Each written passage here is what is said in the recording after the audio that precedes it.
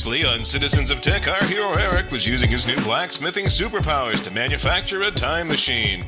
We bring you to today's episode as he sits in his completed space-time fabric portal and dials in the date he's heading to. Well, everything seems to be in order. I've got a full tank of Mr. Fusion fuel, half a pack of candy cigarettes. It's dark and I'm wearing sunglasses. So let's fire this bad boy up. But now, the classic dilemma. Where to? And why? Do I use my knowledge of science and technology to rule the ancient world, or jump to the future and experience the culmination of hundreds of years of human progress? Well, I don't want to make any tidal waves in the ocean of time, and it really wouldn't be moral to rule the ancient world anyway. Might be. I don't want to jump 1,000 years into the future and find that I'm a lower form of life only to be scorned, or worse yet, studied. Ugh. On the other hand, it did work out okay for Fry on Futurama. Oh, it's so obvious. I know what point in time I'll go to.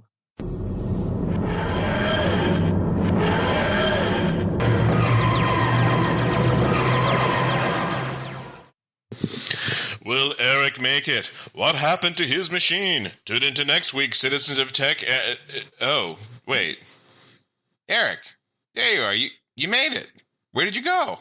I visited the future. The future! That is amazing. Yeah, I totally went to next week when this episode had already aired. Oh, so did the future tell you what we'll hear on Citizens of Tech today?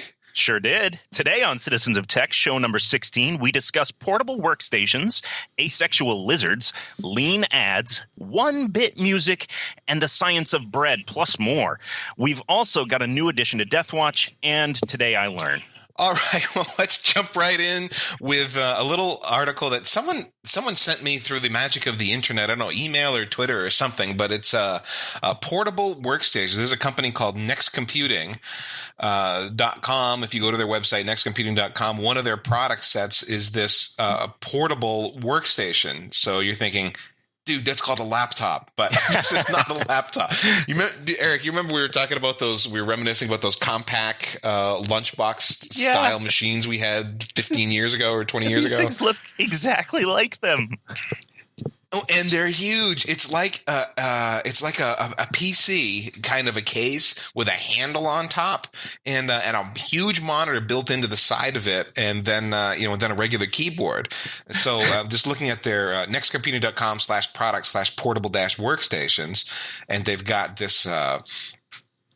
They call it from desktop to carry-on is the advertising, and just to read from their site a little bit, who the heck wants this beast? It says, take workstation and server performance with you wherever you go, in the field, on the road, or at home, with Next Computing's line of high-performance portable workstations. Whether you're streaming HD graphics on-site at a championship game, testing aeronautics on board a stealth fighter, because we all do that, reviewing diagnostic images at home, or demonstrating the powerful features of high-end software in a client's boardroom, our powerful and compact portable computers can handle any task you throw at them with the convenience of grab-and-go mobility. Well, I mean, grab-and-go mobility to me is my iPhone, but I know what they're saying. Yeah, I'm looking at these things, I'm going, wow, this is crazy. Like, I'm not sure where this would – I mean, I guess if you were going to do some sort of, mobile server-based demos or whatever, because some of these are full-out server spec, like 1,300 watt load sharing power supplies and up to 256 gigs of memory and all this. But I'm not seeing broad appeal for this. I guess maybe if you I don't know. I'm thinking like maybe IT infrastructure for relief efforts in second and third world countries or something. But well, I mean, from their intro here, it sounds more like it's you need a lot of frames per second for a high 3D graphics workstation kind of a thing. You're doing something that a typical laptop just doesn't seem to have the guts to need, of which there's a diminishingly small number of applications that most people would deal with. Now, what's interesting is I'm scrolling down towards the bottom and it says, call a Next Computing sales engineer, and they give a 603 number. Who's in the 603? You and me. Oh, wow. So apparently they're in our backyards. Maybe we should representing. Maybe we should check these guys out. and in person and just see who it is that they're selling to. So anyway, you found a piece on life finds a way, but how? Yeah, so stole the line there from Jurassic Park. Life finds a way. So this is where the asexual lizards in the title of the podcast come in. So scientists have sort of seen here that these lizards from the Aspidoscelis genus, and that is commonly found in Mexico and the U.S. Southwest. These lizards manage to reproduce well-bred offspring without the aid of male fertilization. This isn't a brand new thing. People have heard about this. Frogs sometimes do it, certain species and all that. There are actually 70 known species of vertebrates that can breed this way. Not all of them do exclusively this way. So does that mean the same lizard has sperm and egg and can fertilize itself, essentially? Or well, you would, yeah. I mean, that's the first thing that people think of, but actually, no. Okay. In this regard, so since the 1960s, scientists have documented all-female whiptail lizard populations. So this particular genus is part of the whiptail lizard classification. It's long been unclear how they avoid what's I have termed shallow gene pool syndrome, or non-diverse gene pool, and the diseases that affect some other creatures that breed this way. Basically, what they do is they combine their own chromosomes and just lay an egg that has the completed gene sequence, new gene sequence. Now, a lot of vertebrates, and usually it's reptiles or amphibians that can do this. Although even some sharks can reproduce this way if the need arises. Often they recombine their own chromosomes, and you get a lack of genetic richness is the term that they used in the article. These particular lizards maintain that genetic richness by starting the process with double the normal amount of chromosomes. So they have, their DNA that they're made up of, but they also have this extra set of chromosomes that they don't use. They're just there for this combination. So their reproductive process is such that they don't combine their homologous chromosomes, which are the ones that make that lizard. And that's what, sexually reproducing species do, is they take, these are my chromosomes, those are your chromosomes, we'll mash them together, here we go. So with the double set, they've got these additional building blocks to work with, if you will, that keeps them diverse, because half of what they've got is not even theirs. It's just extra that they're carrying along. They can mix into the pool. Yeah, and they combine those what they called sister chromosomes instead of their own. So you get biodiversity, even though there's no other there's no sexual reproduction going on here. So the big two questions that remain are, how in the world do they do this? And that's something that the group who authored this study is still researching. And then the other big question is, how do they end up with a double amount of chromosomes in the first place? Because this is, unusual, obviously. The team suspects that it could happen over 2 rounds of replication, or if 2 sex cells combine forces before the division process starts. And that's a quote from the article.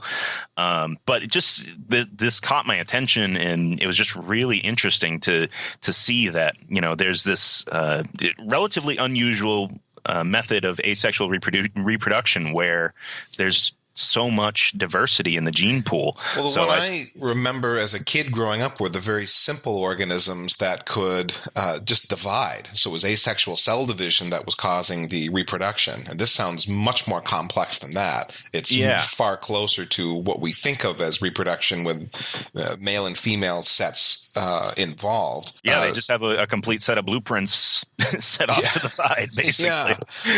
And go get them when they need them. Another thing, you mentioned shallow gene pool syndrome, and you reminded me of a special I watched on cheetahs, the big cats that live in Africa, and they're extremely fast.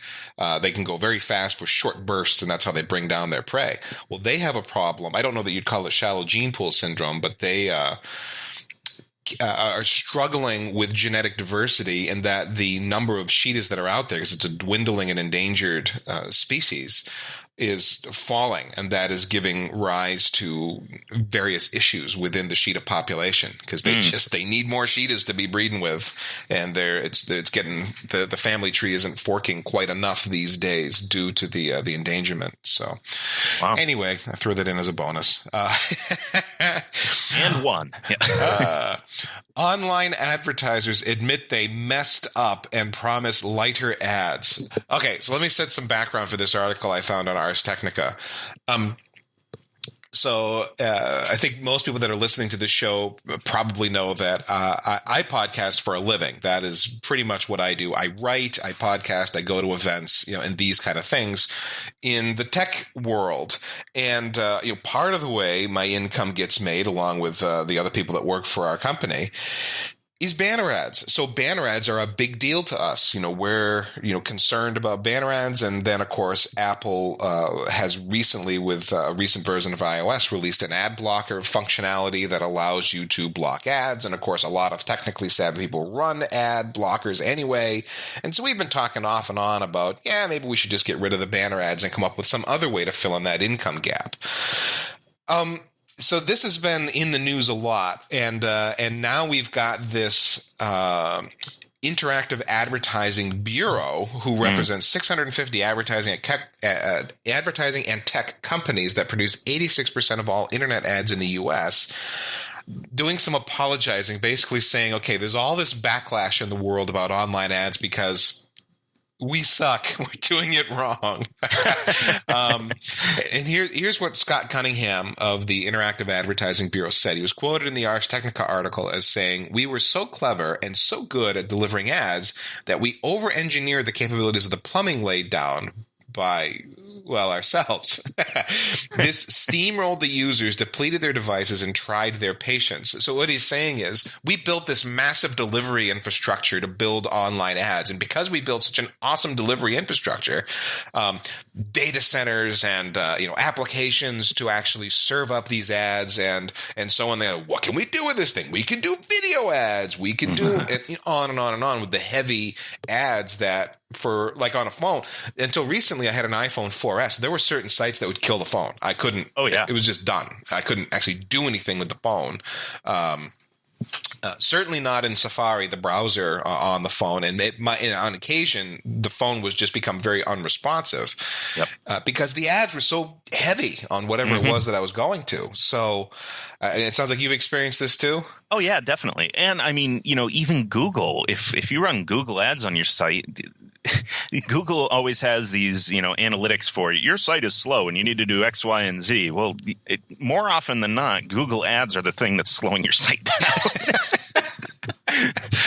Well, it can be, because what happens with these ads is you've got so I have a little bit of experience, not with Google with Google AdSense a little bit. I do have some, but more specifically, there is a Google delivery platform for ads called DoubleClick for Publishers, DFP. And we use the DFP platform to deliver ads. The way it works is there's a bit of JavaScript code that you insert into your site, along with certain tags that tell the DFP delivery network what sort of an ad you're supposed to be delivering from the content that you plugged in from your advertisers. Sure. It's pretty simple. That's straightforward. That's not too bad, but yes, it does add overhead. And if you have Cloudflare in front of your site, that JavaScript can get disrupted, where just a big blank area where the ad was supposed to be delivered shows up. And so it's a thing, it's a concern, but that's one of the lighter versions of these ad delivery networks. Yeah, it's not these heavy video ads or auto playing audio or. But even beyond that, it's not even the rich media content stuff that's heavy as much as the trackers that they put in the back end. Oh, right. To do a behavior tracking of where you're going and what sort of ads they should deliver to you based on the tracking metrics they gather, and and so on. So, and are you a Facebook user? And oh gosh, it's a whole thing. And there's a lot of revenue that's driven by this world. And of course, the junk sites, where how you go to a website that's legit, and actually Ars Technica is guilty of this, but you go to the bottom and go, 10 things that'll shock you about blah blah. It's 14 clickbait, right? celebrities that yada yada. Number 3 is really surprising. Yeah, and you're supposed to, and you click through because I want to see what number 3. And you click through, and what it takes you to is some junk site that basically what the site is all ads. The whole thing is ads. It's like the actual content that you were trying to get to is some little portion of the screen if you were to take it on a pixel percentage basis. Yep. And then surrounding it are ads of various kinds, popovers, some slide up kind of ads, and then of course embeds right directly in the page, hover ads where some if you move your mouse over some word that's highlighted on the page, it'll pop an ad. And even the content itself, if it's like a slideshow, every third slide is an ad. And so on. So you get it. I mean, that's what Scott Cunningham of the Interactive Advertising Bureau is saying. This steamrolled the users, depleted their devices, and tried their patience. Yeah, when you can't even, you're not even sure if the content you're trying to consume is actually an ad or not, or what. You can't even tell. Yeah, okay. I'd go so far as to say that that's an understatement. So Scott has said there's something new called lean ads. So lean is an acronym here. Lean ads are coming in response. This is Scott Cunningham speaking again. In response to user concerns about security and battery life, IAB, the Interactive Advertising Bureau, is rolling out something called LEAN, L-E-A-N, which stands for Light Encrypted Ad Choice Supported Non-Invasive Ads. And the goal is to address privacy and security by finally serving up encrypted ads and reducing the size and processor hogging power of animated and video ads. So we'll see how this goes. Don't think for a second the Interactive Advertising Bureau is really, feeling terrible. I appreciate their efforts at PR. They still want to shove ads at you. Yeah. So it's not that, well, I mean, I'm caught in the middle. Because of course, part of how I do my business is with advertising. It's just this is not the model that we use. Let's clutter up a web page with so much junk that you can barely distinguish what the content even is. Yeah. At the same time, there's a right way and a wrong way to do this stuff. And the wrong way when you see it. So the people that are on the extreme side of this would argue that ad blocking is actually immoral. Well, you can't block ads. It would be, and the same people would also say you're not allowed to skip ads on your DVR, right? As well, because they're saying it's a bogus argument. It's not immoral. If they want to block ads, they can block ads. It's their right if they have the technical ability to do it. Yep. But the point of that ridiculous argument is people make their living off of these ads, and if you block this, you're reducing the ability of those folks to make their money. That's the argument. It's a silly argument, and I get it, but that is an extreme position. But it does make the point that there is, marketing on the web is a thing, just like marketing on TV is a thing. And now the issue is, how do these old school advertisers, how are they going to figure out how to deliver advertising in a way that people are willing to consume it and not feel like Scott put it here, the users are getting steamrolled and they're killing their devices and their patience being tried and so on. On TV, part of the way we deal with it is we skip it on our DVRs, and every once in a while we see the clever Geico commercial and we watch it because it's really funny. Yeah. So marketing there has reacted by saying, we're going to make advertising that's so good you're going to watch it just because the ads are good. Advertainment, the Super Bowl phenomenon. Advertainment, there's certain ads that are like, oh, have you seen this one? Right. Oh no, I haven't seen that one. I'll go up to YouTube and watch it. So you're actually going to YouTube to find an ad that you hadn't seen yet. Yep. in the extreme cases. And of course, product placement has been talked about making a rise on, where you see in the show that you're watching, the lead character is drinking a Coke or he's drinking a Miller Lite or whatever. Driving a Nissan Rogue or they're driving a Ford or a Subaru or whatever it is. And if you watch closely, like when they're drinking a beverage, the label is almost always facing the camera. Yeah, they're holding the can like really awkwardly so they can. But look at that. You're going to see the label's not obscured. It's very clear. The branding is there so that you can see it. Even going back to the Nissan Rogue thing was in the first season of Heroes. When Heroes was on television, there was a big push. Nissan, all the vehicles that all the characters drove were Nissans, and there was this big. I remember it stuck out like a sore thumb. Actually, which is like, "Can I take the Rogue, Mom?" And that's rough. Like, yeah, okay. There's your product placement. Yeah. So you found a website called A Soft Murmur? A Soft Murmur, yeah. This popped up in one of my feeds somewhere, and it's a website that basically you have all kinds of ambient sounds that you can play with. So from rain, thunder, waves, wind, fire, birds chirping, crickets. You can have your Starbucks experience. There's a coffee shop sound, a singing bowl, so very zen sort of thing, and then just plain white noise, and you can mix them all together and make your ideal ambient sound mix to either help you focus or sleep or whatever. It's I use white noise a lot when I sleep, and when I'm trying to buckle down and concentrate on documentation or whatever, I like to have just sort of a steady sound going in the background so that my own squirrel chasing mind doesn't distract itself. Well, you said in the beginning, waves, wind, fire, and I'm like, is the apocalypse coming? Oh no. And there's a slider here for the 4 horsemen of the apocalypse. I mix that in. I don't know what that sounds like, but it's got to be decent. Yeah. You'll know it when you hear it. It's either that or there's going to be earth, wind, water, and fire, right? Oh gosh. Captain Planet slider. Okay, so asoftmurmur.com, ASOFTMURMUR.com, which will give you that background noise to, okay. Now, so I'll give you my version of this. I am a Spotify premium user, and they have a number of playlists that will offer an ambient soundtrack. So it's very soft and non-intrusive, and there's no vocals, and I'll run that at a low volume enough to screen out any other noise that might be in my environment. Yep. But to have not that music be the thing that's right there. Some music, you know what I mean? It just like demands your attention. Oh, yeah. And you can't, like you were talking about doing documentation. I'm in the same boat. I got to write a lot, and I can't write and I can't read if music is, hitting my brain and interrupting my flow. Right, because your brain is going to engage with it in some way, shape, or form. Exactly. But at the same time, I do like to have something there. You said you sleep with pure white noise?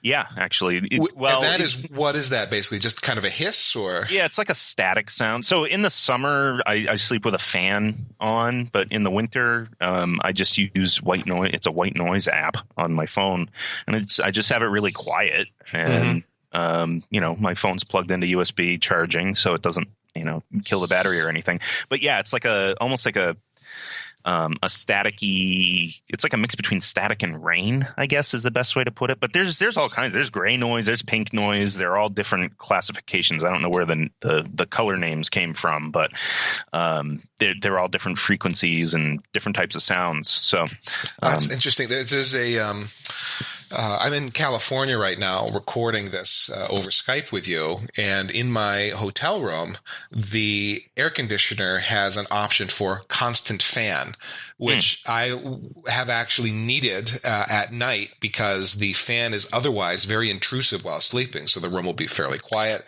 The AC kicks on and cycles up to cool the room back down, and it's like, oh, what happened? But if you put constant fan on, then it's just a constant level of noise in the background, and the air and then the conditioner compressor kicks on as it needs to, but you always hear the same thing. Exactly. Right? Yeah, exactly.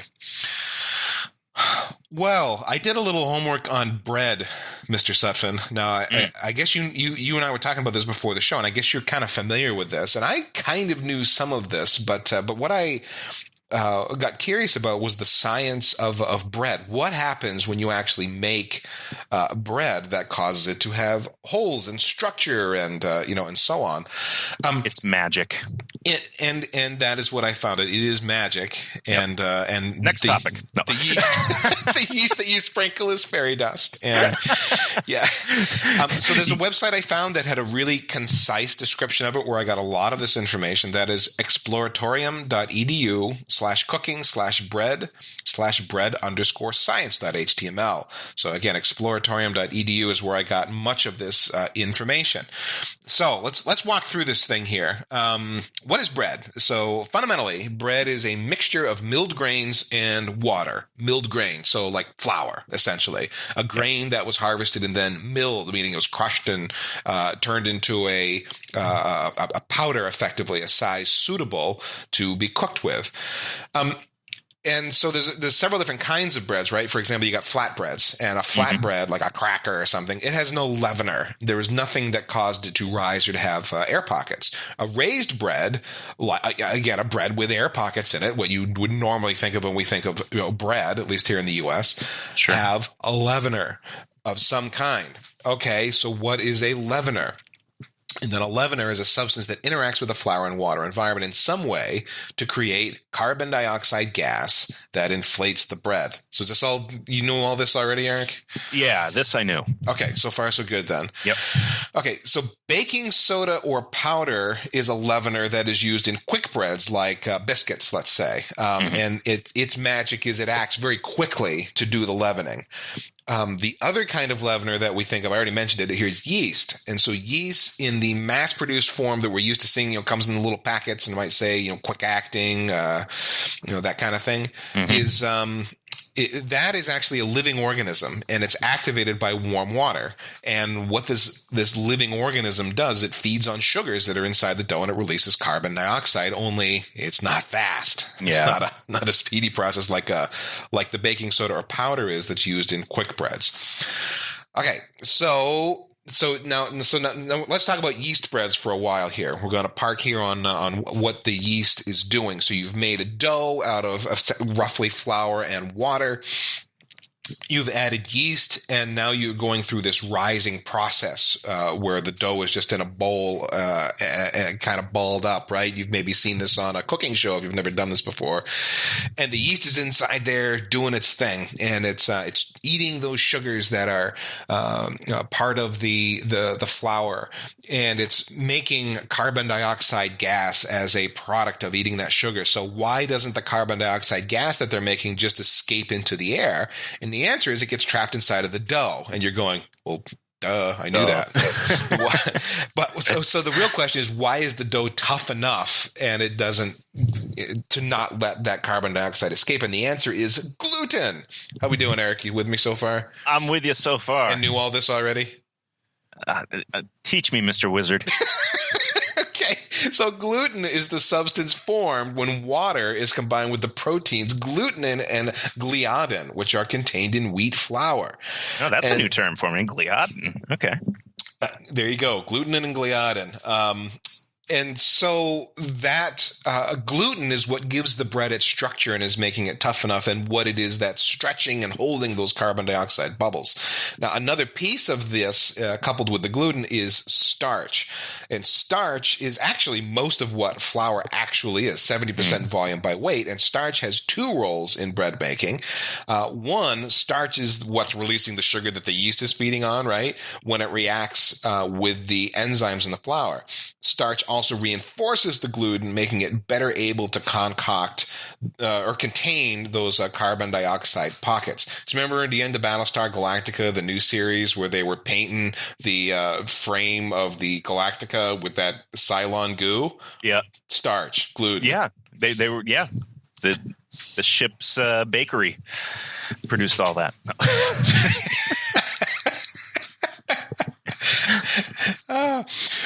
Okay, so why does some bread need to rise more than one time? And the answer there, because I don't know if you've ever made breads, there's sometimes breads have multiple risings. So why? Why are we doing this? Multiple risings mean that the gluten can develop more, and that impacts the structure of the bread, the chewiness, etc.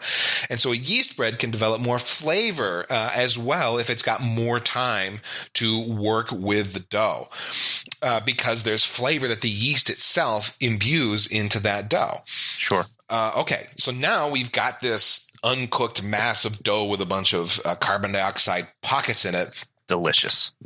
Well, yeah, no, it isn't, right? We've got to cook things, which we haven't talked about what happens when you actually cook a yeast bread. Right. So when you get to cooking, what's happening is it's the finishing of the bread product that's gone through its most important formative steps already. You're kind of like, it's kind of like baking off pottery. You're finishing this thing that's already been made. So when cooking yeast breads, yeast is going to continue to feed and release gas just a little bit. So there's a little bit of rising that goes on in the product while it's cooking. You can kind of watch it through the oven window there. However, the yeast is going to die due to the heat. The gluten then hardens and yeah, exactly. Why are you doing this? The gluten hardens in place, and then the dough solidifies, and now you've got bread. That is a yeast bread. All right. All right. Any questions, Eric? What did I leave out? Can I have jam? Yes. Okay. It's funny. That's good. That's good stuff. What fresh bread right out of the oven, a yeast bread, just right out of the oven, let it cool enough so you can handle it, and cut off a piece of that and butter, and that's it. It's one of the best things in the world, isn't it? We make our own bread probably 90% of the time. So yeah, I'm all about fresh out of the oven bread. I'm coming over to your house far more often. Okay. All right. So that was all the yeast bread. Now, we mentioned another leavener, baking soda and baking powder, and it got a little bit interesting. And these are used to make quick bread. So let's talk about quick breads a bit. And most of the information on these quick breads I found at the kingarthurflour.com website, kingarthurflour.com/tips/quick-bread-primer.html. They talk about a lot of the chemical interactions and stuff that goes on here, and I picked out some highlights. Now, okay, so baking powder and soda are leaveners used in quick breads. What is the difference between these two? Baking soda is sodium acid carbonate, and when you heat baking soda, it breaks down into sodium carbonate, water, and carbon dioxide, our leavening bubbles. So if you mix baking soda with a wet acid, like buttermilk, let's say, it is going to break down without being heated. So baking soda will react two ways: one with the heat, and one with and one with an acid. Mm-hmm. Okay, so what's the difference between baking soda and baking powder? Baking powder is a baking soda plus some kind of an acid built into it, meaning all you got to do is get it wet for the reaction to kick off. And the normal acid that would be added is, or typical acid that has been added in the past, is cream of tartar. Mm-hmm. And what is cream of tartar? That is a fruit acid that accumulates on the inside of wine casks as wine matures, according to the King Arthur Flour site. Okay, so baking soda, sodium acid carbonate; baking powder, baking soda plus an acid, traditionally cream of tartar. Back in the day. And so now we're going to move beyond this here. Baking soda plus cream of tartar is called single acting baking powder. You've seen that on the cans where you got single acting or double acting, and typically it's been typecast and only gets one kind of roll, right? Single acting. No. No? Oh. Yes, you've got it. Okay, be quiet. I'm so sorry. So with single acting, this is the baking soda plus cream of tartar mix. You get it wet, the reaction starts, carbon dioxide is released.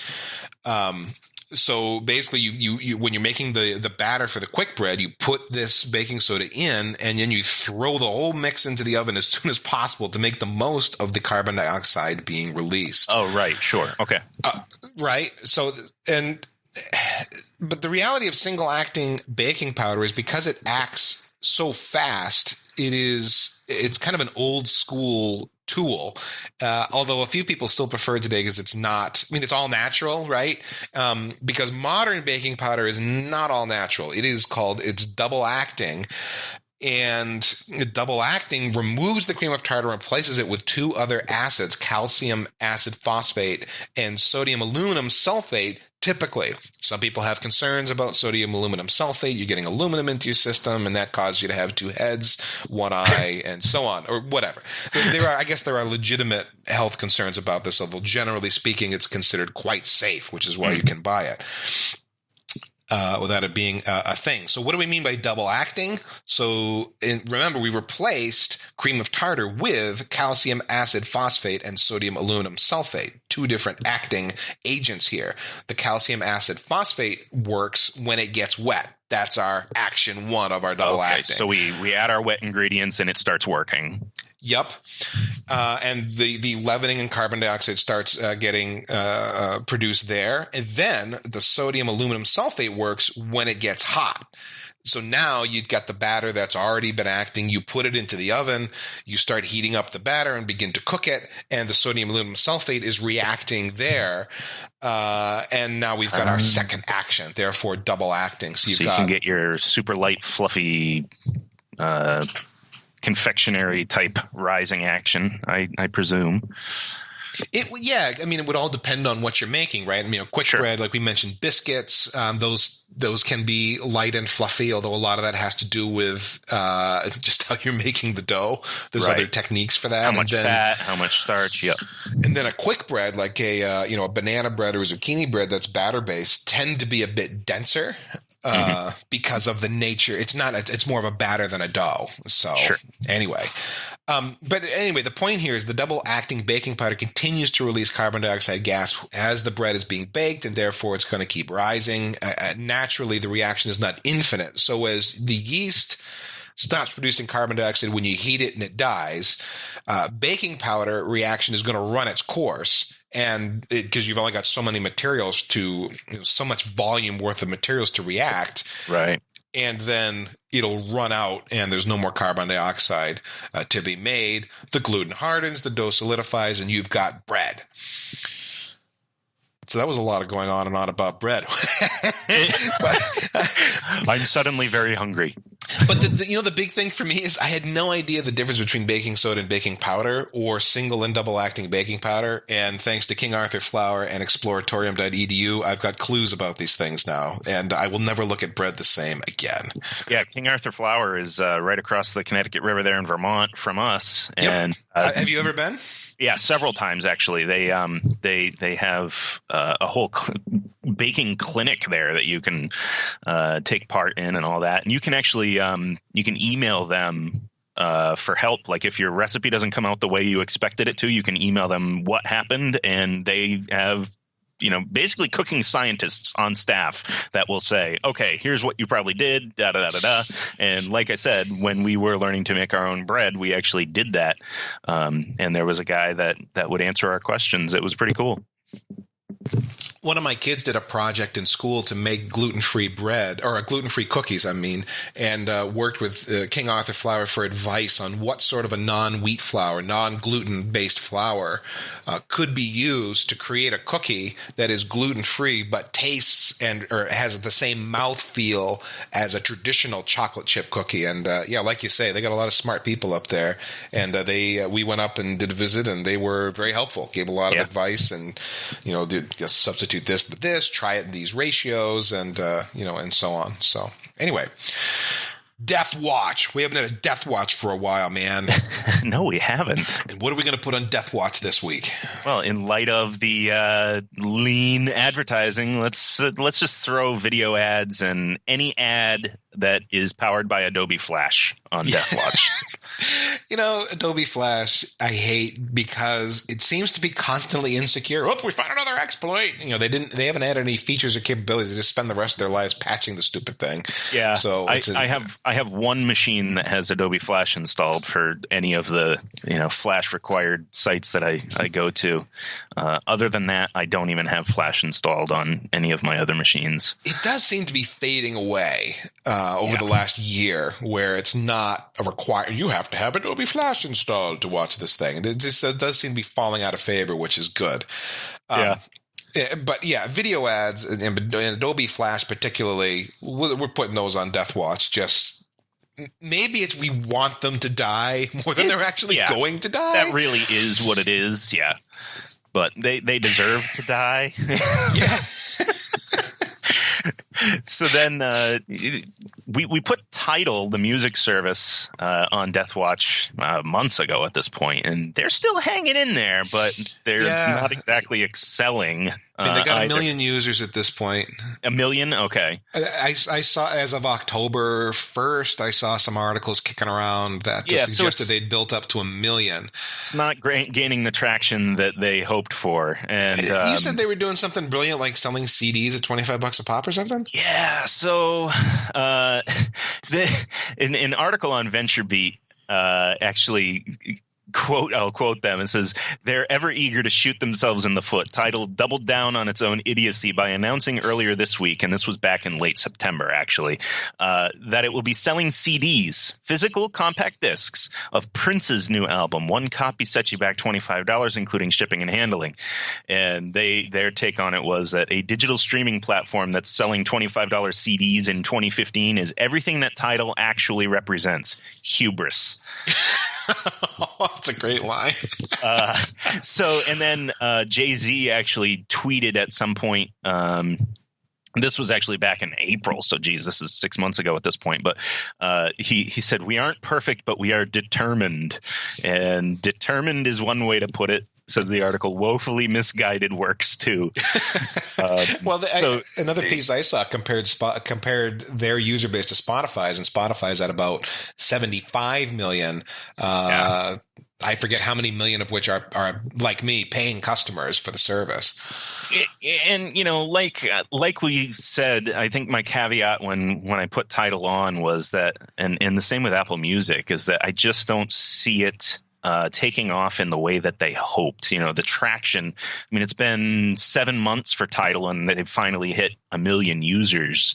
That just doesn't seem like there's much traction there. So I'll be interested to hear the artist reaction for the payouts and all that stuff to see if anyone still cares. Yeah, because I haven't heard anything about that. If they feel like they're making more off of that than on Spotify or whatever. So yeah, it remains to be seen. I still agree that there's a problem in the industry that way. I don't know that it's the streaming company's problem to solve, but I saw just kind of an anecdotal piece where a guy whose song, oh gosh, was it a Meghan Trainor song or something like that? Something he co-wrote anyway, had been played in the 9-figure range, hundreds of millions of times, and he made like $6,000. Yeah. I don't have the exact numbers around me. Those were all approximations. I remember seeing that as well. It just highlighted the point that it's not that this was around Pandora, and it wasn't Pandora's problem. He's not getting paid a lot. It has a lot more to do with the contracts and anyway around those structures. So anyway, today I learned. What did you learn, Eric?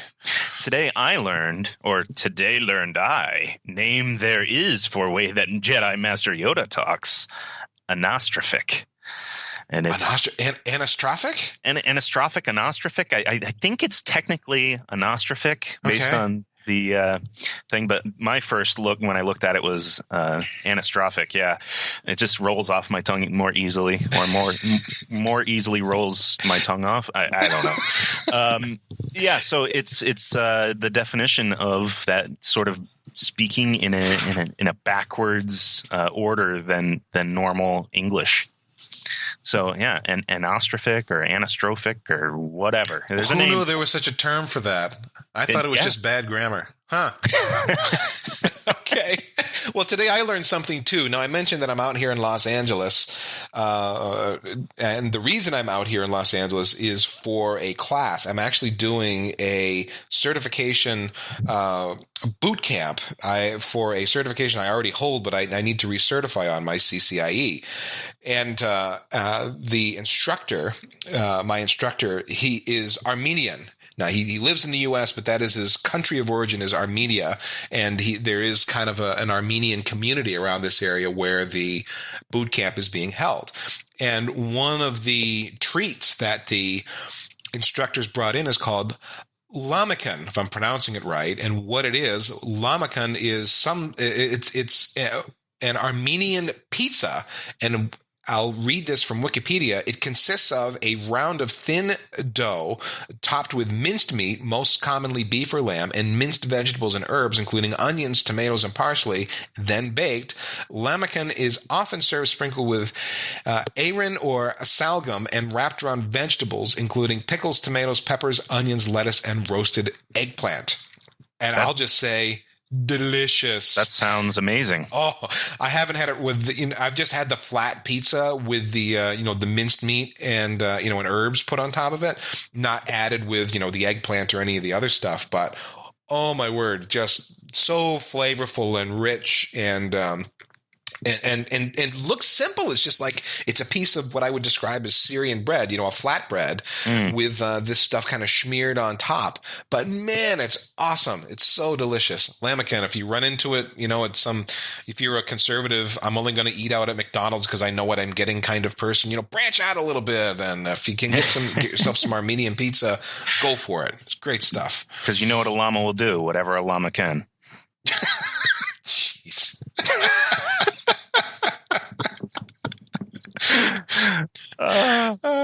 Eric, you want to go for the next one? We've got a little bit of a blast from the past here. A TI graphing calculator making 1-bit music. Yeah, 1-bit music. So cool.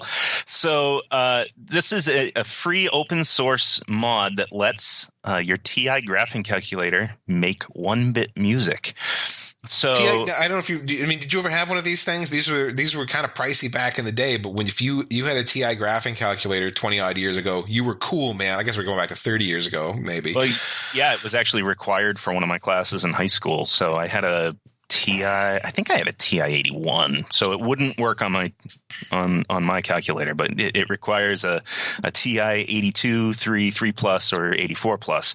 So this German developer, the Irrlicht project has released. I think his name is Irrlicht Project.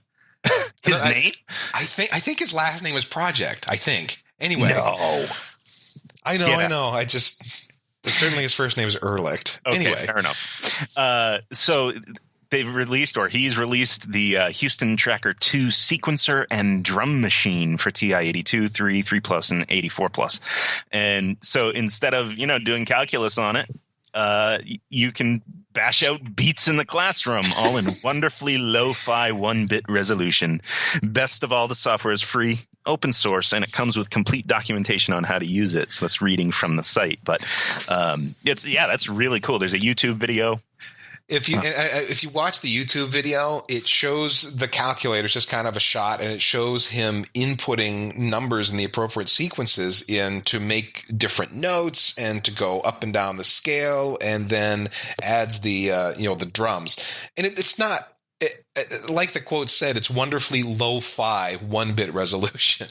And it is. It's just the novelty of it. It's really cool stuff. It's kind of like if you've ever seen the videos of guys that use like old floppy drives and hard drives and stuff to make songs. They arrange different, they program the disk controller to do certain functions, and so they get certain sounds out of it as it skips across the platter, doing read and write functions. And if you haven't seen that, there are all kinds of different songs that people, they take 16 hard drives and 3 floppy drives or whatever, and they coordinate this whole thing up and program it, and they make these things play a song. So it's sort of in that same vein. It's like, yeah, there's no practical use for this, but it's still pretty freaking cool. Well, but there was a Honda commercial on TV a few years back. I don't remember what the car was for, but the feature of this commercial was a car driving down the road at a constant speed and going over a series of rumble strips that were set at different intervals, so that each rumble strip that they'd go over would have a particular tone to it. And as they drove down the road and the tires went over the different rumble strips, they made a song. Yep. Yeah, there are a few roads, at least a few in Japan, where they've done that, and just driving along, it'll actually play musical tones. It's kind of cool. Well, with that, this Citizens of Tech comes to a close. Hey, if you're listening to this, we are growing this show from scratch, right? We started on Packet Pushers. It became a thing. We got a lot of good feedback, so we decided to, relaunch it on its own platform, since it's a bit different from what the main Packet Pushers world was like. So please tell your friends, post about the show on Facebook, write about Citizens of Tech on your blog, leave us a 5-star ratings on iTunes. Create a tweet storm on Twitter. Hack electronic bulletin boards in your area and let people know. Send us, if you send us pictures of your Citizens of Tech tramp stamp, we promise to react in horror and definitely not post it on citizensoftech.com, where you can find this show. And by the way, all the other shows that we've produced, they're all right there, citizensoftech.com. You can follow Eric at Zutphin on Twitter and visit his blog at zutphin.com. I am Ethan. You can follow me at ECBanks on Twitter, and my blog is ethancbanks.com. And with fall in the air in the Northeast U.S., our thoughts turn to late season fires in the backyard and perhaps a s'more to sweeten the evening. And of course, s'mores need marshmallow. And come to think of it, I believe there is still some marshmallow left over near Columbus Circle in NYC. Yeah, they never cleaned all that up. So if you go over there, charge up your proton pack, look out for ectoplasm, and if you must do battle with another world, never cross the streams. Until next week, everybody. Take care.